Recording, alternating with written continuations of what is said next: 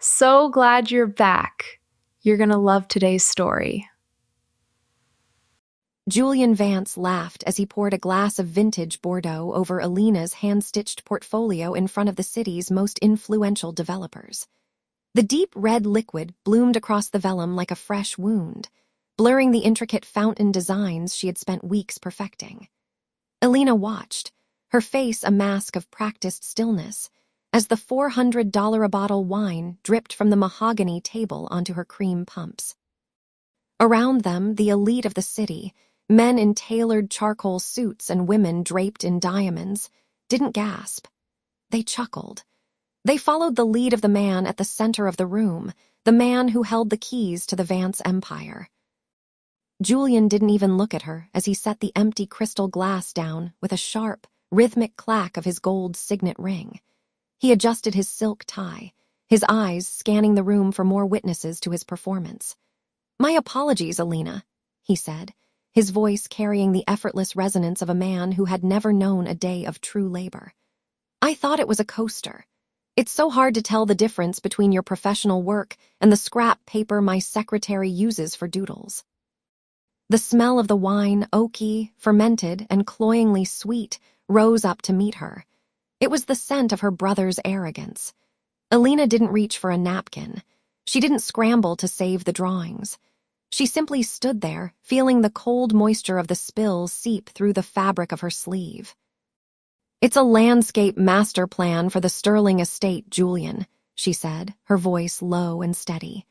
"It's dirt and bushes," he snapped, the playfulness vanishing from his face to be replaced by a cold, sharp entitlement. He stepped into her personal space, the scent of his expensive Cuban cigar clinging to his breath. "You're a glorified gardener, Elena.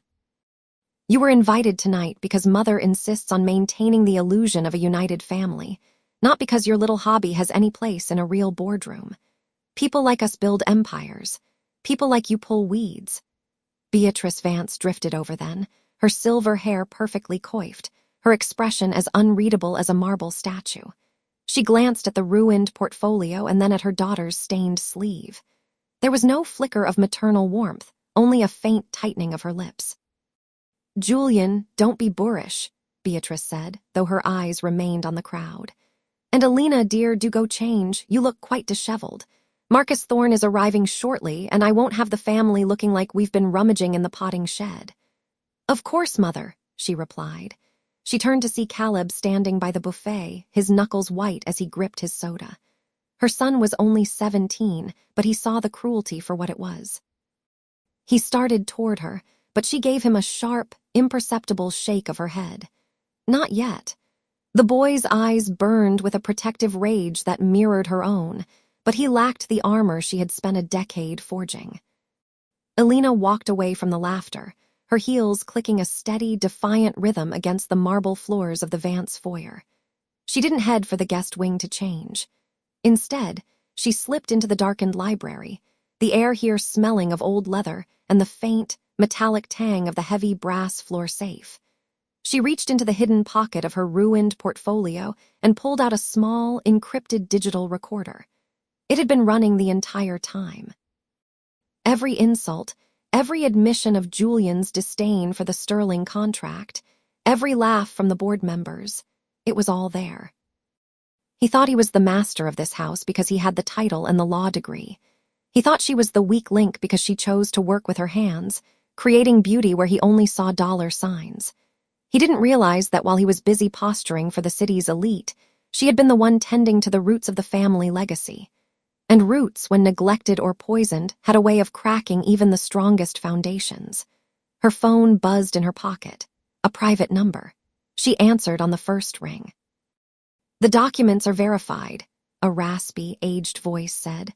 Arthur Sterling. The man Julian had been trying to court for months, the man whose estate Julian thought he was about to manage. The trust was never Julian's to control. "Your father was very specific about the sleeping lion clause, Elena, but are you ready to wake up?" She looked out the library window. In the garden below, the lights of the party reflected off the fountain she had designed 3 years ago, the one Julian had claimed credit for during his toast. She touched the wine-stained silk of her dress, the fabric stiffening as it dried. "I'm already awake, Arthur," she whispered. "I want everything. The house, the firm, and the look on his face when he realizes he's standing on land he no longer owns." She ended the call and tucked the recorder into the safe. Tomorrow, the countdown would begin. Tomorrow, Julian would find out that the gardener knew exactly how to prune the dead weight from the family tree. As she stepped back out into the hallway, she caught her reflection in the gilded mirror. The wine stain looked like a badge of office. She smoothed her hair, her expression shifting back into the mask of the dutiful, overlooked daughter. The party was still loud, the laughter still echoing through the high ceilings. Julian was at the center of it all, raising a fresh glass to his own brilliance. He didn't see her watching from the shadows. He didn't see the lion beginning to stir. He only saw a woman who had been put in her place. He had no idea that his place was about to disappear. The next morning, the Vance estate felt like a tomb of cold marble and lingering resentment. Elena Vance stood by the tall French doors of the breakfast room, her fingers tracing the rough, unfinished edge of a manila envelope hidden beneath a stack of landscape blueprints. Her head ached from the previous night's party, the memory of the wine stain on her dress still feeling like a physical burn, but her resolve had never been sharper. Julian Vance entered the room 10 minutes later, the sharp, clinical smell of expensive cologne barely masking the sour scent of stale scotch that seemed to radiate from his pores. He didn't look at her. He never did. He moved with the practiced ease of a man who owned the air he breathed, pulling out the heavy mahogany chair at the head of the table. He began tapping a silver spoon against his porcelain coffee cup, a rhythmic, metallic clicking that set her teeth on edge. "I've decided to move forward with the Thorn development," he said, his voice casual, as if he were discussing the weather rather than the destruction of her life's work. "The back gardens are a waste of space. We're breaking ground on the new luxury villas in 3 days, right after the foundation gala." Elena felt a flare of heat in her chest. Those gardens weren't just space. They were the culmination of a decade of her sweat and vision, a sanctuary she had built for her son. "The soil there is protected, Julian. You know the deed restrictions my father put in place." He laughed, a sharp, dismissive sound that didn't reach his bloodshot eyes. "Restrictions are for people who can't afford the lawyers to bypass them. Besides, Mother already signed the authorization. You're just the help with a lucky last name, Elena. Don't forget that your position here is a courtesy, not a right." The door opened again, and Beatrice Vance drifted in, her silk robe whispering against the polished floor. She didn't offer a greeting. She merely skimmed her gaze over Elena as if she were a smudge on the window pane before turning her full attention to her son. "Julian is right, dear. We need the liquidity for the firm's expansion. Your little botanical hobbies shouldn't stand in the way of the family's actual growth. It's time to be practical." Elena didn't argue. She didn't raise her voice. Instead, she reached into the pocket of her gardening apron and felt the cold, hard weight of the flash drive Arthur Sterling had delivered via a private courier at dawn. It contained the unredacted trust documents Julian thought had been destroyed in the office fire 3 years ago. He believed he was the master of the house, but he was merely a squatter in a kingdom whose locks had already been changed. "I understand," she said, her voice a low, steady hum that betrayed nothing of the storm brewing beneath the surface. "If the foundation gala is the deadline, I'll make sure everything is prepared for the transition." Julian smirked, finally looking up from his tablet to offer a condescending nod. "Good girl. I knew you'd see reason once you realized you had no choice. Marcus Thorne is coming by at noon to finalize the survey. Try to look presentable for once. Maybe lose the dirt under your fingernails before the guests arrive." She walked out toward the greenhouse, the damp morning air clinging to her skin and the scent of mulch and rain rising to meet her. He didn't know the truth. He was so blinded by his own greed that he hadn't realized the back acreage. He was so eager to sell wasn't part of the Vance estate at all. Her father, sensing the man's true nature long ago, had carved it out into a private trust for Caleb Vance. And as the sole trustee until her son turned 25, Elena held the power to block every single permit Julian had already promised to his investors. She pulled out her phone as she reached the sanctuary of the glass-walled greenhouse. She didn't call her lawyer. She dialed the one person Julian was counting on to fund his escape from debt. "Marcus, it's Elena Vance," she said, her eyes fixed on the vibrant green of the ferns she had raised from seeds. "I have the original soil toxicity reports Julian forgot to include in your prospectus. I think you'll find the cleanup costs for those luxury villas to be prohibitive. Why don't we meet for coffee before your noon appointment?" She hung up before he could respond. The countdown had begun. 3 days until the gala. 3 days until the ground Julian stood on turned to quicksand, and Elena was the only one holding a rope.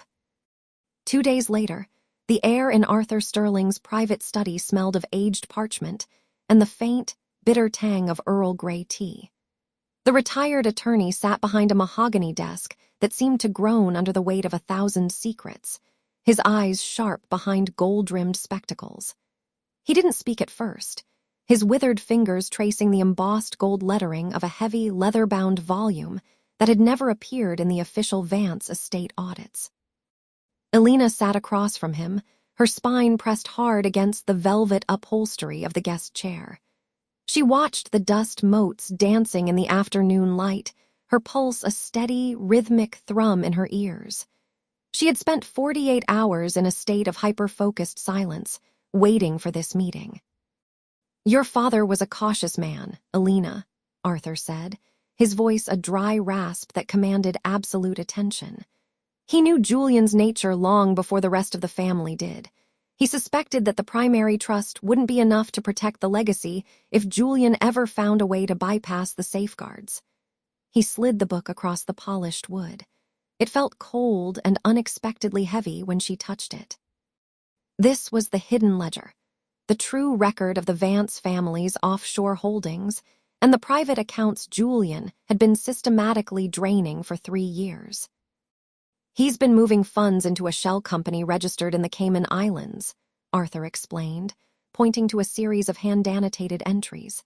"He's not just in debt to Marcus Thorne. He's been stealing from Caleb's future to pay off his own gambling markers and failed speculative investments. He thinks he's erased the digital trail, but he forgot that your father kept a physical duplicate of every wire transfer." Elena flipped through the pages. The numbers were staggering. Every cent she had saved for her son's education, every dividend meant to maintain the family's historic gardens, had been siphoned away. The rage that had been a low simmer in her chest for years suddenly spiked, turning into a cold, crystalline resolve. She wasn't just fighting for a house anymore. She was fighting for her son's birthright. "Does he know this exists?" she asked, her voice dangerously calm. "He thinks it was destroyed in the office fire 5 years ago," Arthur replied with a thin, knowing smile. "He's spent years acting with the confidence of a man who believes there are no witnesses left to his crimes." Elena tucked the ledger into her bag, the weight of the evidence a physical comfort against her side. "Thank you, Arthur.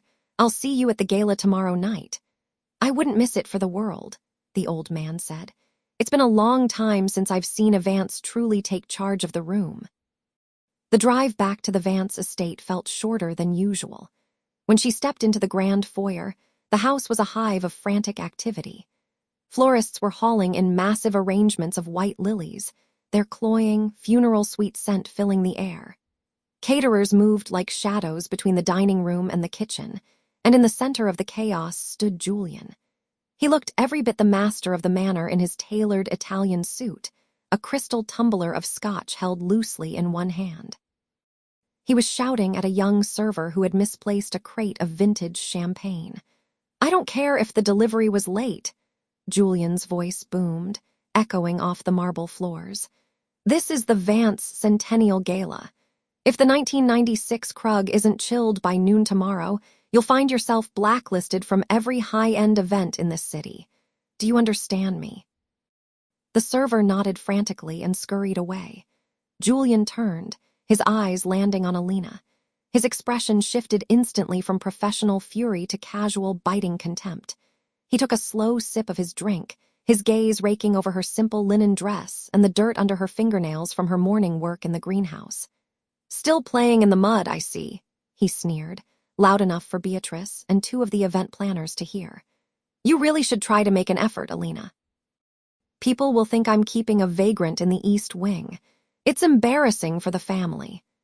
Beatrice Vance, standing near the grand staircase, adjusted her pearls and looked away, her silence a sharp sting of complicity. Elena didn't flinch. She felt the edge of the ledger pressing against her hip through her bag. She thought of the soil toxicity reports she'd given Marcus Thorne and the records of theft now in her possession. Julian was a king standing on a throne of toothpicks, and he was still busy mocking the woman holding the match. "The gardens will be ready for the guests, Julian," she said, her voice steady and clear. "I've spent the day ensuring that everything which has been buried is finally brought to light." Julian gave a short, barking laugh. "Cryptic as always. It's a shame your personality is as dull as your wardrobe. Just stay out of the way tomorrow. Marcus Thorne is coming to finalize the villa project, and I won't have you hovering around like a dark cloud while I secure our future." He stepped closer, his breath smelling of expensive peat and arrogance. "After the papers are signed tomorrow night, I'm finally putting an end to this landscape architect fantasy of yours. You're done here, Elena. I've already contacted the real estate agents for the greenhouse property. Consider the gala your farewell party." He brushed past her, intentionally clipping her shoulder with his own. He walked toward the study, the sound of his polished shoes clicking on the marble like a countdown. Elena watched him go, her expression unreadable. She saw Caleb standing in the shadows of the upper landing, his young face tight with a mixture of fear and growing understanding. She gave her son a small, barely perceptible nod. She looked at the grandfather clock in the hall. 24 hours. In exactly one day the music would start, the champagne would flow, and Julian Vance would find out exactly what happened to men who mistook a lion's patience for weakness. The trap was set. Now, all she had to do was wait for him to walk into the center of the room. The morning of the Vance Foundation Gala arrived with a deceptively peaceful frost clinging to the glass of the greenhouse. Elena Vance stood among her orchids, the scent of damp earth and crushed rosemary, a sharp contrast to the sterile, expensive floral arrangements being hauled into the main house. She had exactly 10 hours before the first guest arrived. Julian Vance stepped into the humid space, his polished loafers clicking rhythmically against the stone path. He looked out of place in his tailored suit, a predator in a sanctuary. He stopped beside a rare cattleya, his lip curling as he flicked a drop of water off a leaf. "I hope you're saying your goodbyes," he said, his voice smooth and devoid of warmth. "The developers are coming by on Monday to survey the lot. I've decided a tennis court would be a much better use of this space." Elena didn't look up from her pruning. The shears made a sharp, decisive snip. "A tennis court? You don't even play, Julian." "I play the markets, Elena, and right now your little hobby is a liability I'm liquidating." He leaned in closer, the heavy, cloying scent of his sandalwood cologne invading her space. "Don't give me that look. You should be thanking me. After tonight, you won't have to worry about payroll or soil pH ever again. You'll just be the charming wife of a very wealthy man. If you can manage to keep your mouth shut for once." The audacity of his entitlement felt like a physical weight in the room. He truly believed he had already won.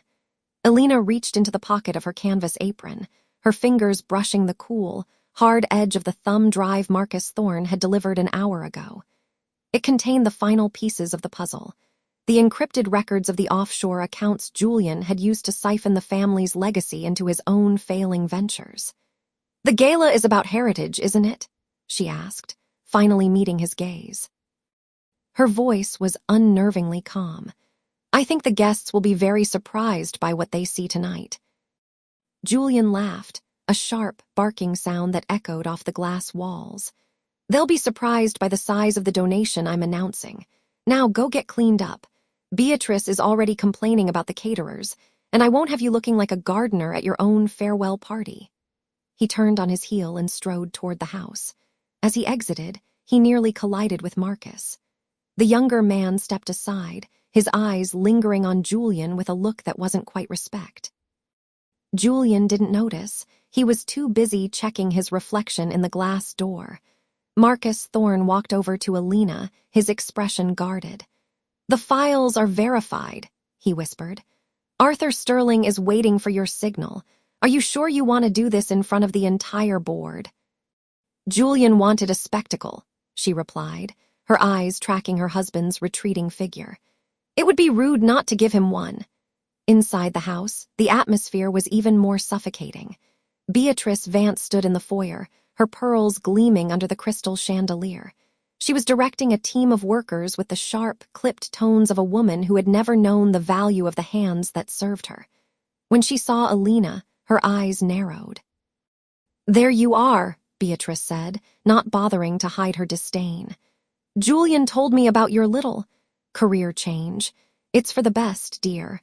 The Vance name was never meant to be associated with manual labor. Try to wear something that hides those calluses tonight." Elena felt a flicker of the old hurt, but it was quickly extinguished by a cold, hard sense of purpose. She looked up at the balcony and saw Caleb Vance watching them. Her son's face was pale, his jaw set in a line that mirrored her own. He held a leather-bound ledger against his chest, a silent guardian of the truth they had unearthed together. He gave her a sharp, singular nod. "I'll be ready, Beatrice," Elena said. "In fact, I think this will be a night none of us will ever forget." She walked past her mother-in-law, her head held high. The countdown was no longer in hours, but in heartbeats. Every silver tray being polished, every bottle of vintage champagne being chilled, was just another prop in the theater of Julian's impending ruin. She reached the top of the stairs and looked down at the bustling foyer. The trap was no longer just set, it was humming with a life of its own. All that was left was for the guest of honor to take his place at the center of the stage. The evening of the Vance Centennial Gala arrived with a heavy, expectant stillness that seemed to press against the floor-to-ceiling windows of the estate's grand ballroom. 2 hours had passed since the final catering truck had departed, leaving the mansion transformed into a cathedral of glass, gold, and carefully curated deception. The air inside was a manufactured spring, chilled to perfection, and thick with the cloying, sweet scent of white orchids that Beatrice Vance had insisted be flown in from the coast. Julian Vance stood at the epicenter of the room, a glass of 25-year-old Macallan gripped in his hand like a scepter. He looked every bit the scion of a dynasty in his bespoke midnight black tuxedo, his posture radiating the casual, unearned arrogance of a man who believed the world was merely a stage for his performance. He was currently holding court near the grand piano, surrounded by a cluster of the city's most influential investors, including Marcus Thorne. "It's about vision, Marcus," Julian said, his voice booming with a performative warmth that didn't reach his eyes. He gestured vaguely with his glass, the amber liquid catching the light of the crystal chandeliers. "Most people look at a landscape and see trees. I see a legacy. I see the infrastructure of the next century." Marcus Thorne, a man whose silence was often more expensive than Julian's speeches, merely offered a thin, noncommittal smile. He adjusted his cufflinks, his gaze drifting toward the grand staircase. Elena entered the room not with a flourish, but with a quiet, gravitational pull that seemed to draw the oxygen out of the space. She had traded her work-stained linens for a gown of deep, architectural navy that shimmered like the surface of a dark lake. Her hair, usually tied back in a practical knot, fell in polished waves over her shoulders. She didn't look like a woman who had spent the morning in the dirt. She looked like the woman who owned the ground everyone was standing on. She felt the cool, hard weight of the encrypted drive tucked into the hidden silk pocket of her clutch. It was a small, physical anchor against the sea of artificial smiles and practiced laughter. As she descended the stairs, her eyes found Caleb. Her son was standing near the edge of the terrace, looking uncomfortably formal in his first real suit. He held a glass of sparkling water, his knuckles white against the crystal. When their eyes met, he gave her a singular, sharp nod. The ledger was safe. The digital trail was primed. "Ah, there she is," Julian called out, his voice cutting through the ambient hum of the string quartet. He didn't move toward her. He waited for her to come to him, a power play so ingrained he likely didn't even realize he was doing it. My lovely wife, the architect of our gardens. Though tonight I think she spent more on that dress than I spent on the North Grove. A few of the investors chuckled. It was a classic Julian move, a public reminder of her perceived place as a beautiful, expensive accessory. Elena reached the group, her smile as sharp and cold as a diamond. "The dress was an investment, Julian," she said, her voice steady and melodious. "Much like the gardens, you'd be surprised how much value is hidden in the things you choose to ignore." Julian's eyes narrowed for a fraction of a second, a flicker of irritation crossing his face before he smoothed it over with a practiced laugh. He reached out, his hand heavy and possessive on her shoulder. He smelled of expensive wood-smoke cologne and the sharp, medicinal tang of high-end scotch. "Always so serious," he remarked to Marcus. "She's got a mind for details, my Elena. It's a shame she wastes it on irrigation charts." "Details are where the truth lives, Julian," Marcus Thorne said, his voice low and contemplative. He looked at Elena with a new, piercing interest. "Wouldn't you agree, Mrs. Vance?" "I find that details are the only things that don't lie," she replied, holding Marcus's gaze. The tension was a physical presence now, a wire pulled taut across the room. Beatrice Vance drifted over, her silk shawl trailing behind her like a pale ghost. She looked at Elena, then at Julian, her expression troubled. She had spent a lifetime protecting the Vance name, but the look she gave Elena was no longer one of condescension. It was a look of dawning, terrified recognition. "Julian," Beatrice whispered, touching his arm. "The board members are asking about the projected dividends for the Sterling acquisition. They seem restless." Julian brushed her hand off with a dismissive flick of his wrist. "Let them be restless. It builds appetite. I'll give them their numbers when I take the podium." He turned back to Elena, his thumb digging slightly into the silk of her shoulder. "Where is Arthur? I haven't seen our favorite retired counselor all evening."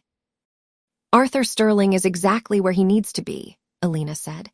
She saw Arthur standing by the heavy oak doors that led to the private study, his silver hair gleaming under the sconces. He looked like a sentinel guarding the entrance to a tomb. He checked his watch and caught Elena's eye. It was time. Julian checked his own gold watch, a smirk playing on his lips. "Well, duty calls. The lions want their meat." He leaned in close to Elena, his breath warm against her ear. "Try not to look so bored during my speech, darling. It's bad for the brand." He stepped away, moving toward the small, raised dais at the front of the ballroom. The room began to quiet as the guests sensed the impending performance. Waiters in white gloves moved with practiced efficiency, clearing glasses and straightening chairs. Elena watched him walk away, his silhouette framed by the massive, gilded mirrors that lined the walls. He looked powerful. He looked untouchable. He looked like a man who had forgotten that every empire eventually meets its horizon. She moved toward the back of the room, threading through the crowd until she reached Caleb. He reached out and took her hand, his palms sweaty but his grip firm. "Is it ready?" he whispered. "Everything is in place," she said, her voice a calm contrast to the frantic beating of her heart. Julian reached the podium and tapped the microphone. The sound echoed through the ballroom, a sharp, metallic crack that demanded silence. He looked out over the sea of wealth and influence, his chest expanding as he prepared to deliver the lie that would secure his future. "Friends, colleagues, family," Julian began, his voice smooth as silk. "Tonight we celebrate a century of Vance excellence, but more importantly, we celebrate the future." Elena felt the vibration of the bass from the speakers in the soles of her feet. She looked at Marcus Thorne, who was standing near the front, his arms crossed. She looked at Arthur, who had his hand on the door to the study. Finally, she looked at the podium. Julian leaned into the microphone, his face illuminated by the spotlight, a predator in his natural habitat. "I have an announcement to make," he said, his smile widening. "An announcement that will change the landscape of this city forever." Elena gripped her clutch, her thumb hovering over the hidden seam. She didn't look away. She wanted to see the exact moment the light left his eyes. Julian stood at the podium, the spotlight catching the gold of his watch as he adjusted the microphone. The scent of over 1,000 white lilies filled the ballroom, a cloying, heavy fragrance that seemed to stifle the very air. He looked out at the sea of expectant faces, his grin widening with a predatory confidence. He thought he was at the summit, the undisputed heir to a century of Vance prestige. Elena felt the silk of her clutch beneath her fingertips, her thumb finding the small, plastic ridge of the remote Caleb had rigged for her. She didn't feel the tremor she had expected. Instead, a cold, crystalline clarity settled over her. She watched Julian lean into the mic, his voice booming with practiced charisma. "This expansion," he declared, gesturing to the darkened screen behind him, "is more than just a business move. It is the reclamation of our birthright. It is the proof that the Vance name stands for power, for legacy, and for the strength to take what is ours." "Is it, Julian?" Elena's voice wasn't loud, but it cut through the room like a blade. She stood slowly, her modest navy dress a stark contrast to the glittering jewels surrounding her. The room went unnervingly silent. The only sound was the low, electric hum of the cooling fan in the high-end projector. Julian blinked, his smirk faltering for a fraction of a second before he recovered. "Elena, please, we can discuss your grievances in private. This is a night for celebration." "I agree," she said, stepping into the aisle. "Let's celebrate the truth." She pressed the button. The projector whirred. Instead of the polished architectural renderings Julian had prepared, the screen exploded with a jagged series of bank ledgers and scanned legal documents. At the top, in bold, undeniable clarity, was the original Vance Trust, the one Arthur Sterling had kept hidden in the shadows of his safe for decades. The color drained from Julian's cheeks, leaving behind a sallow, sickly gray that made him look a decade older in an instant. His eyes, usually sharp and predatory, widened until the whites showed all the way around the irises, darting frantically from the screen to the crowd like a trapped animal. His jaw didn't just drop. It hung slack, his bottom lip trembling as he tried to form a denial that his throat refused to release. Beads of cold sweat broke out across his forehead, shimmering under the stage lights, while his posture, once so rigid and commanding, crumbled, his shoulders slumping as if the very air in the room had suddenly become too heavy to bear. A collective gasp rippled through the ballroom. Beatrice Vance stood, her hand flying to her throat as she stared at the screen. She saw the signatures, Julian's handwriting, unmistakable, authorizing the siphoning of the family's charitable foundations into offshore accounts. Marcus Thorne leaned forward, his eyes narrowing as he read the transaction dates. "Is that the pension fund?" he whispered, his voice carrying in the vacuum of the room. "Look at the deed," Elena commanded, her voice gaining strength. The screen flickered to the final document. It was the property transfer.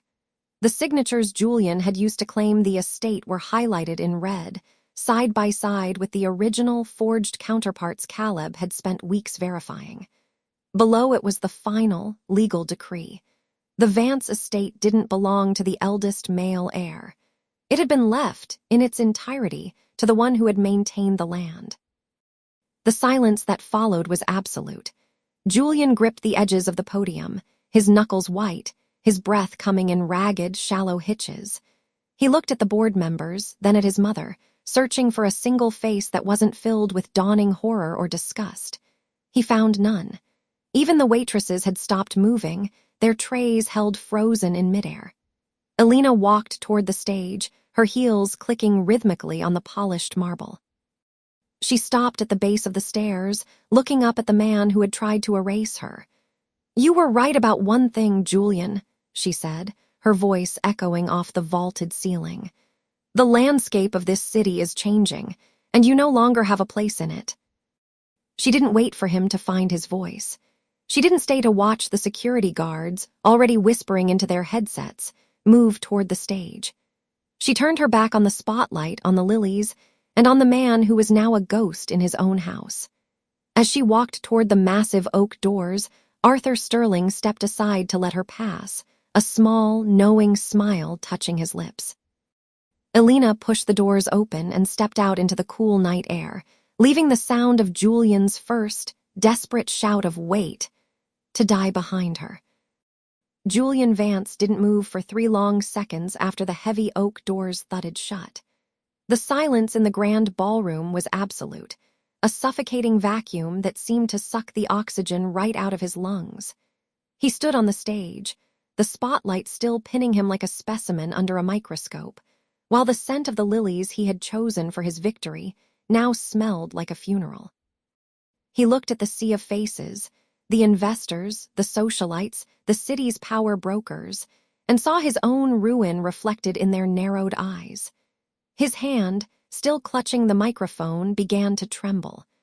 A low, rhythmic feedback hum started to grow, echoing the thundering pulse in his ears. "This is a fabrication," he finally roared, his voice cracking as it projected through the high-end speakers. He stepped toward the edge of the stage, pointing a shaking finger at the empty doorway. "She's unstable. Elena is trying to sabotage the most important development project this city has seen in a century." But the room didn't rally behind him. Instead, the crowd seemed to physically recoil. Marcus Thorne, the city's most influential developer, and the man Julian had spent 18 months courting, didn't even look up from his phone. He was already typing, his face a mask of cold, professional detachment. Julian's features didn't just sag, they seemed to liquefy under the harsh glare of the stage lights. The arrogant, predatory smirk that had been his trademark for a decade vanished, replaced by a frantic, rhythmic twitching in his left eyelid that he couldn't control. His skin, usually a polished, healthy tan, turned a sickly, translucent gray, making the sudden beads of sweat on his forehead stand out like shards of glass. His mouth hung open, a silent, jagged O of disbelief, as his breathing became shallow and audible, a desperate whistling sound that carried over the open mic. He looked less like a titan of industry and more like a man watching his own execution in slow motion, his posture collapsing as if the very bones in his spine had turned to ash. "Julian!" a voice called out, sharp and clinical. He turned toward the sound. Arthur Sterling was walking toward the stage, his gait steady and his expression unreadable. Behind him followed 2 men in dark suits, not security guards, but process servers Julian recognized from his own days in the courtroom. "The landscape isn't the only thing changing tonight," Arthur said, stopping at the base of the stairs. He held up a thick manila envelope. "These are the forensic audits from the Vance estate, Julian." Along with a temporary restraining order freezing every account associated with the Heights project. "You have no authority," Julian hissed, though his voice lacked its usual bite. Your mother has seen the ledger, Julian," Arthur interrupted. At the back of the room, Beatrice Vance stood up. She didn't look at the stage. She didn't look at her son. She stood with her back to him, her hand resting on the shoulder of her grandson. Caleb Vance looked up at his grandmother, his young face set with a maturity that seemed to age him a decade. Without a word, Beatrice began to walk toward the exit, her heels clicking on the marble with the same finality Elena's had moments before. The flip was instantaneous and brutal. The board members, who only an hour ago had been laughing at Julian's jokes and toasted his vision, began to move. They didn't approach him. They moved toward the doors in a synchronized exodus, leaving him alone in the center of the room. Marcus Thorne finally looked up, his eyes landing on Julian with the indifference one might show a crushed insect. "The deal is dead, Vance. My lawyers will be in touch regarding the earnest money you misappropriated." "Marcus, wait." Julian scrambled down the stairs, nearly tripping on the hem of his expensive trousers. "It was a temporary loan. I was going to replace it the moment the zoning went through." "You lied about the land title," Marcus said, his voice echoing in the emptying hall. "You tried to sell me property that was never yours to begin with. You're not a developer, Julian. You're a thief in a $3,000 suit." Julian reached for Marcus's arm, but the developer stepped back as if avoiding a contagion. The 2 dark-suited men stepped between them, handing Julian the envelope. "You've been served, Mr. Vance," one of them said. "You are to vacate the Vance estate by noon tomorrow. All corporate assets, including the vehicle currently in the valet lot, are being impounded.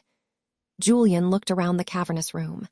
The caterers were already beginning to clear the untouched appetizers. The lights were being dimmed. He stood in the center of the marble floor, the envelope heavy in his hand, feeling the sudden, biting chill of the air conditioning. He reached into his pocket for his phone, his fingers brushing against the cold gold of his watch, the watch Elena had given him 5 years ago, before he had decided she was an obstacle to be cleared. He tried to dial his assistant, then his broker, then his lawyer. Every call went straight to voicemail. He was alone. The silence was no longer a vacuum. It was a weight, pressing down on his shoulders until he had to sit on the edge of the stage he had just dominated. He looked at the scattered white lilies on the floor, crushed by the feet of the people who had abandoned him. The reckoning hadn't come with a shout or a blow. It had come with the quiet click of a door closing and the steady, unstoppable withdrawal of everyone who had ever believed his lies. He sat in the dimming light, a ghost in a house that no longer knew his name. 6 months had passed since the night the lights went out on the Vance legacy, and for Elena Vance, the silence that followed had become her greatest sanctuary. She stood on the edge of the north acreage, the air smelling of fresh sawdust and the sharp, sweet scent of incoming rain. The estate was no longer a monument to one man's ego, it was a construction site. Under her direction, the sprawling, hollow mansion was being partitioned into a community arts center, its cold marble floors finally being warmed by the friction of progress. She adjusted her hard hat, feeling the weight of the blueprint in her hand. It was a physical manifestation of a future she had once thought impossible. Arthur Sterling walked toward her from the temporary office trailer, his stride slower than it had been half a year ago, but his eyes brighter. He stopped beside her, looking out over the valley where the first hints of autumn were painting the maples in shades of bruised gold. "The board approved the final budget for the botanical wing," Arthur said, his voice carrying a quiet pride. "They want to name it after your father, Elena. The real legacy, not the one Julian tried to forge in the dark." She nodded, though a small, familiar ache tightened in her chest. "It's a start, Arthur. It's more than I thought we'd save from the wreckage." "You saved the only parts that mattered," he replied, patting her shoulder before heading back toward his car. Across the city, in a cramped studio apartment that smelled of stale microwave meals and damp drywall, Julian Vance sat at a laminate table that wobbled every time he moved his arm.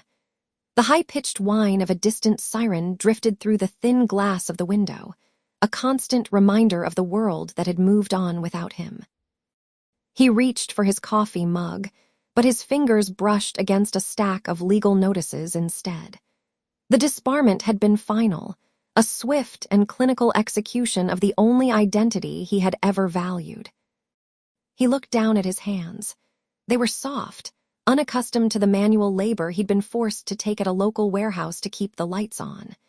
His designer suits were boxed in the corner, gathering dust because he couldn't afford the dry cleaning, and the gold watch had long since been traded for 3 months of rent and a sense of mounting desperation. Earlier that morning, he had seen Marcus Thorne on the street.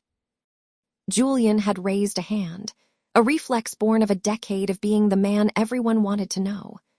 Marcus hadn't even slowed down. He had looked right through Julian as if he were nothing more than a smudge on the glass of a storefront, a ghost of a man who no longer held any currency in the rooms that mattered. The rejection had tasted like copper in his mouth, a bitter, lingering reminder of his new reality.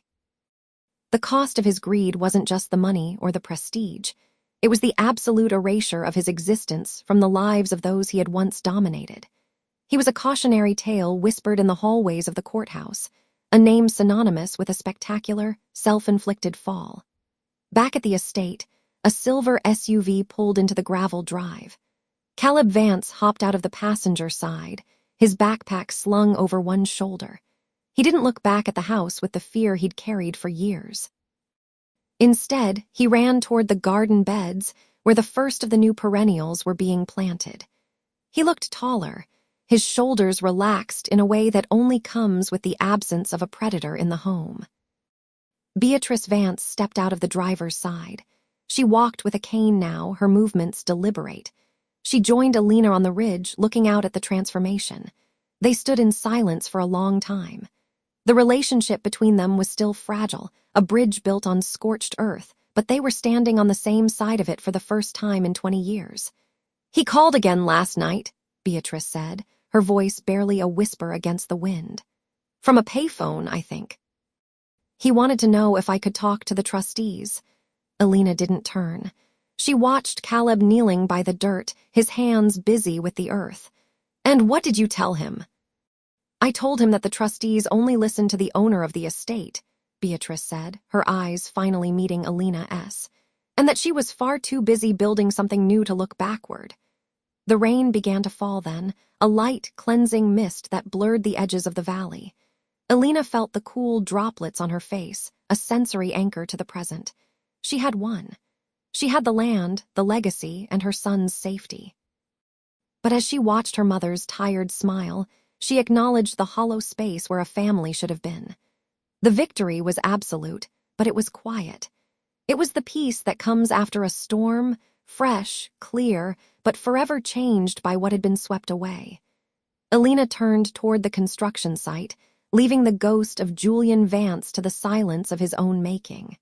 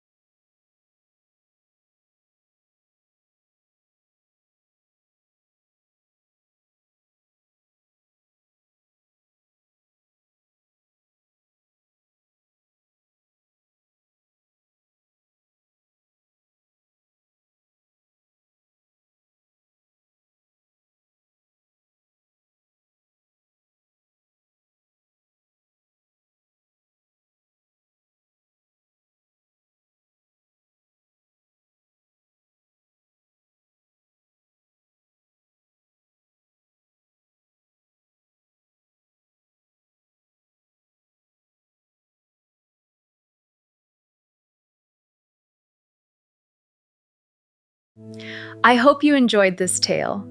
Please subscribe to support the channel. Goodbye for now.